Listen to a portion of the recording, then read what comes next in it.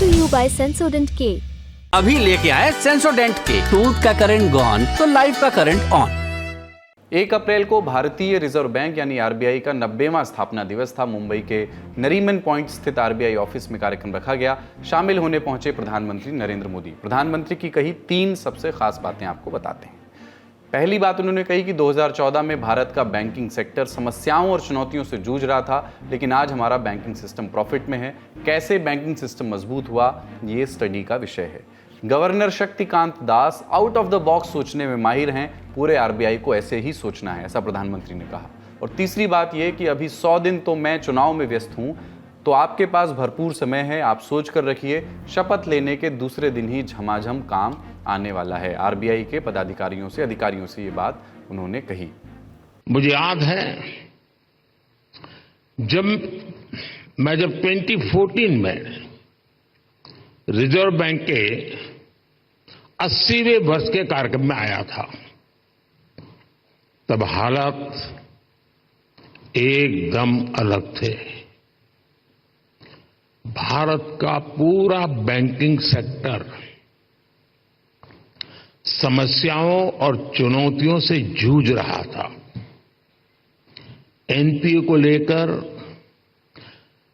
भारत के banking system की stability और उसके भविष्य को लेकर हर कोई आशंका से भरा हुआ था।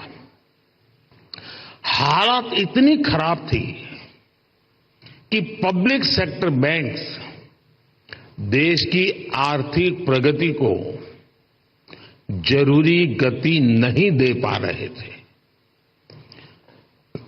हम सभी ने वहां से शुरुआत की और आज देखिए, आज भारत के बैंकिंग सिस्टम को दुनिया में एक स्ट्रांग और सस्टेनेबल सिस्टम माना जा रहा है। इससे एक दिन पहले यानी 31 मार्च को भी प्रधानमंत्री की तरफ से कुछ बड़े बयान आए थे।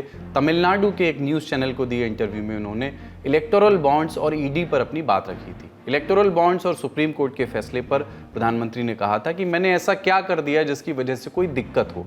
मोदी ने इलेक्टोरल बॉन्ड बनाया, इसकी वजह से ये आप ढूंढ पा रहे हो कि पैसा किसने किसको दिया। पहले तो कुछ पता ही नहीं चलता था। इंटरव्यू में प्रधानमंत्री ने ईडी की कार्यप्रणाली पर भी बात की। विपक्षी पार्टियां आरोप लगाती हैं कि केंद्र सरकार ईडी को हथियार की तरह इस्तेमाल कर रही है, एक पॉलिटिकल टूल की तरह इस्तेमाल कर रही है। प्रधानमंत्री ने इन आरोपों पर कहा कि हम ना तो ईडी के काम में बाधा डालते हैं और ना ही उसे निर्देशित करते हैं। एजेंसी को स्वतंत्र रूप से ही काम करना चाहिए और न्यायपालिका का पालन करना चाहिए। आज की तारीख में ईडी के पास लगभग 7000 केस हैं, जिनमें से 3% से भी कम मामलों में पॉलिटिशियंस शामिल हैं। विपक्ष के 10 साल के कार्यकाल में सिर्फ 35 लाख रुपए सीज किए गए थे, जबकि हमने 2200 करोड़ रुपए सीज किए हैं। अगली सुर्खी की ओर बढ़ते हैं। सुप्रीम कोर्ट से ये खबर है, यहाँ 1 अप्रैल को ज्ञानवापी विवाद पर सुनवाई हुई। मुस्लिम पक्ष ने याचिका लगाई थी कि मस्जिद परिसर के व्यास तहखाने में पूजा पाठ पर रोक लगाई जाए। कोर्ट ने ये रोक लगाने से इनकार कर दिया है। इसी साल फरवरी में इलाहाबाद हाई कोर्ट ने परिसर के दक्षिणी हिस्से में पूजा करने की अनुमति दी थी। अंजुमन इंतजामिया मस्जिद कमेटी ने इस फैसले के खिलाफ शीर्ष अदालत में अपील की। सुनवाई की सीजेआई चंद्रचूड़ की बेंच ने उन्होंने पूजा पर रोक की मांग करने वाली याचिका को खारिज कर दिया। मतलब पूजा जारी रहेगी और सुप्रीम कोर्ट के आदेशानुसार यथास्थिति बनी रहेगी। थोड़ा बैकग्राउंडर भी आपको बता देते हैं। इसी साल जनवरी में इस केस से जुड़े 2 फैसले आए हैं वाराणसी की एक जिला अदालत से। पहले 17 जनवरी को जिला जज ने वाराणसी के जिला मजिस्ट्रेट को तहखाने का रिसीवर नियुक्त किया।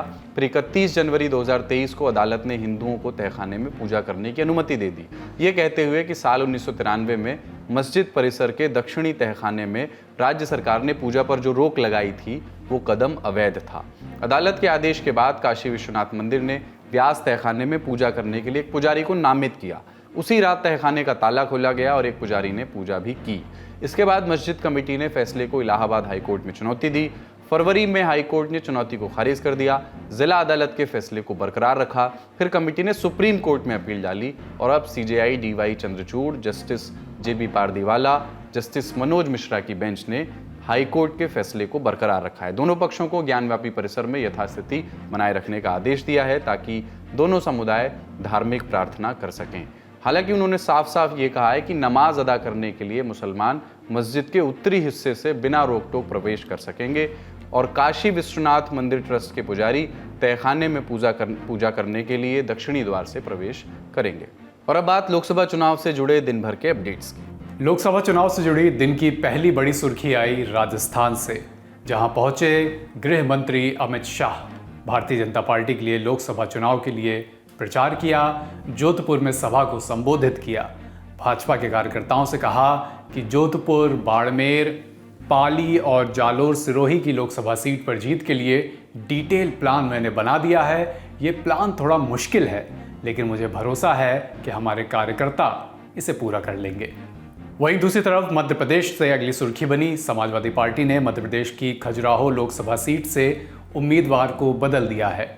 इंडिया गठबंधन के तहत कांग्रेस ने समाजवादी पार्टी को ये सीट दी है। यहाँ से सपा ने मनोज यादव को उम्मीदवार बनाया था, लेकिन 1 अप्रैल को मनोज यादव का टिकट यहाँ से काट दिया गया। टिकट इसके बाद मिला मीरा दीपक को। सपा ने 2023 के विधानसभा चुनाव में भी मनोज यादव को छतरपुर जिले की बिजावर सीट से उम्मीदवार बनाया था, लेकिन वहाँ भी बाद में उनका टिकट काट दिया गया था और बिजावर से सपा ने कोई प्रत्याशी नहीं उतारा था। चुनाव से जुड़ी एक और खबर मध्य प्रदेश से आई है। पूर्व मुख्यमंत्री कमलनाथ के गढ़ छिंदवाड़ा में कांग्रेस को बड़ा झटका लगा है।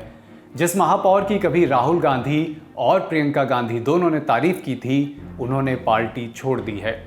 छिंदवाड़ा में महापौर विक्रम आहाके ने भारतीय जनता पार्टी ज्वाइन कर ली है। विक्रम ने भोपाल पहुंचकर वहां पर मुख्यमंत्री डॉक्टर मोहन यादव की मौजूदगी में भारतीय जनता पार्टी की सदस्यता ली। इसके पहले अमरवाड़ा के विधायक कमलेश प्रताप शाह ने भी पिछले हफ्ते कांग्रेस छोड़ दी थी। अगली सुर्खी उत्तर प्रदेश से है। उत्तर प्रदेश में पल्लवी पटेल की पार्टी अपना दल कमेरावादी और असदुद्दीन ओवैसी की पार्टी AIMIM के बीच गठबंधन हो गया है। दोनों ने साथ में प्रेस कॉन्फ्रेंस की। पल्लवी पटेल ने कहा कि सरकार का पिछड़े, दलित और मुस्लिम समाज के प्रति रवैया ठीक नहीं है और विपक्ष में बैठे लोग भी उनके इस रवैये पर खामोश रहते हैं।